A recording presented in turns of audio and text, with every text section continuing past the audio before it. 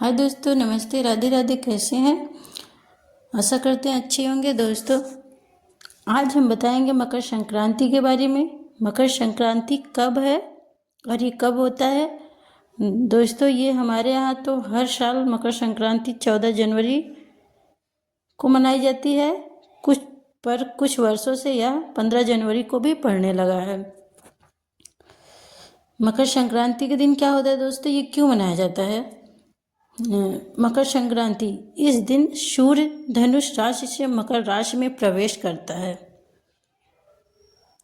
इसीलिए मकर संक्रांति मनाया जाता है। मकर संक्रांति हमारे यहाँ 14 जनवरी को माघ में मनाया जाता है और ये त्यौहार बहुत ही हमारे यहाँ महत्व माना जाता है। इसका बहुत ही महत्व हमारे यहाँ है।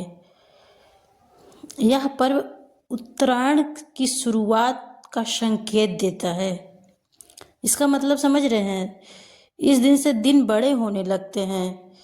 इसे ऋतु परिवर्तन और फसल कटाई से जोड़ा जाता है। यह त्यौहार, इस दिन स्नान, दान और पुण्य कर्म का विशेष महत्व माना जाता है। आपको पता है, इस दिन स्नान किया जाता है। जैसे कि हम गंगा स्नान करते हैं, नदी जाते हैं, किसी गंगा या नदी में जाके वहाँ पे स्नान करते हैं, बहुत ही शुभ माना जाता है। अगर इस दिन आप गंगा स्नान करते हैं तो समझ लीजिए आपके बिगड़े भाग्य खुल जाते हैं। आपको इस दिन गंगा स्नान जरूर करना चाहिए, हो सके तो। नहीं तो आप इसमें पानी में गंगा जल डाल के आप नहा सकते हैं। इस दिन हमारे यहाँ खिचड़ी बनती है। मकर संक्रांति के दिन सबसे बड़ा चीज़ होता है कि इस दिन कुछ नहीं बनता, खिचड़ी बनती है और बहुत ही शुभ माना जाता है। तिल गुड़ और दान करने की परंपरा भी होती है। तिल गुड़ और खिचड़ी आदि खाने की सामान को हम दान करते हैं। यह पर्व सकारात्मक, एक नई शुरुआत और समृद्धि का प्रतीक भी माना जाता है।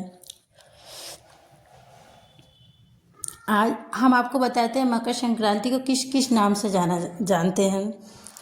ये हर राज्य में अलग अलग नाम से जाने जाते हैं। जैसे उत्तर भारत में मकर संक्रांति, पंजाब में हरियाणा में लोहड़ी, तमिलनाडु में पोंगल, असम में बोगाली बिहू और गुजरात में उत्तरायण और गुजरात में पतंग महोत्सव बोलते हैं। महाराष्ट्र में तिलगुड़, आंध्र प्रदेश में सांस्कृतिक, कर्नाटक में सुग्गी, बिहार में खिचड़ी पर्व, ये इस नाम से सब जाने जाते हैं। और हम बताते हैं मकर संक्रांति के दिन पूजा कैसे करें और पूजा की विधि के बारे में बताते हैं।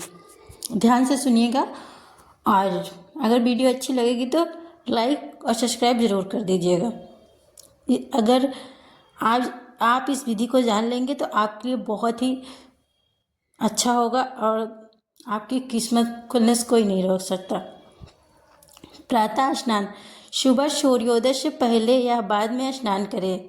संभव हो तो नहाने के पानी में तिल डालें। साफ कपड़े पहने, पीले या हल्के रंग का शुभ माना जाता है। और दोस्तों, इस दिन ना सूर्य देव को अर्घ्य देना बहुत ही महत्वपूर्ण माना जाता है। अगर इस दिन आप सूर्य देव को अर्घ्य देंगे तो आपकी लक्ष्मी की कृपा आपके घर में बनी रहेगी, धन धान्य से भर जाएगा। तांबे के लोटे में जल लें, लाल फूल, अक्षत और थोड़ा सा गुड़ डालें। सूर्य की ओर मुख करके जल अर्पित करें। सूर्य की तरफ देखते रहिए और उनको जल अर्पित करें। इस मंत्र का जाप कर सकते हैं। ओम सूर्याय नमः 11 या 21 बार आप ओम सूर्याय नमः का मंत्र जाप कर सकते हैं। बहुत ही शुभ माना जाता है। पूजा की तैयारी कैसे करें? जहाँ पूजा स्थान हो वहाँ पर सूर्य देव या भगवान विष्णु की मूर्ति या चित्र बनाएं। तिल गुड़ चावल का पूजा करें। दीपक, धूप, फूल, दीपक जलाएं। वो भी देसी घी का जलाएं तो बहुत ही अच्छा होता है। तिल के लड्डू और खिचड़ी बनाएं। पूजा विधि के बारे में बताते हैं। दीपक जलाकर भगवान को प्रणाम करें। सूर्य देव और विष्णु भगवान का ध्यान करें। तिल गुड़ और चावल अर्पित करें।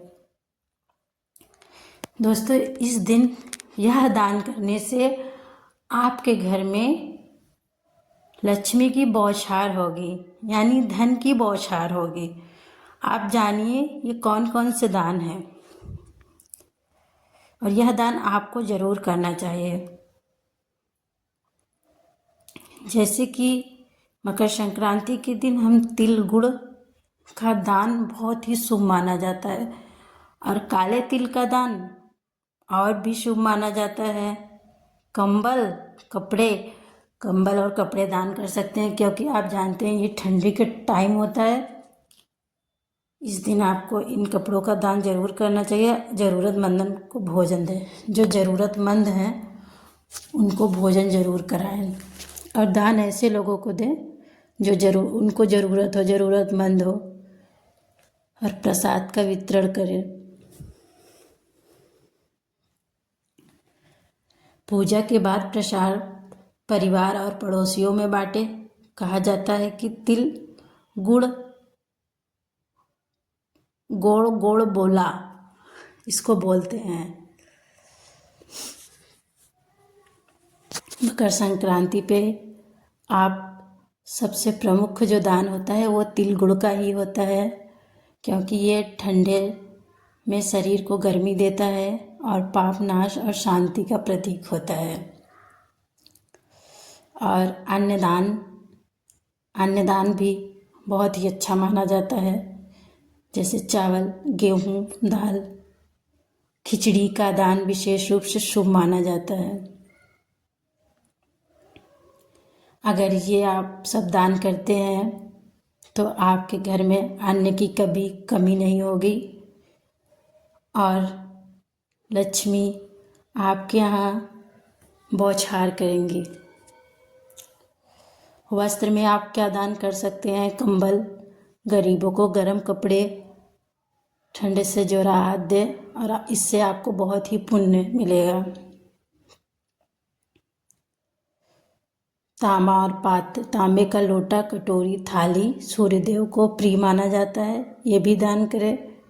गुड़ चने की मिठाई बनाएं और ज़रूरतमंदों को खिलाएं। धन्यवाद दोस्तों।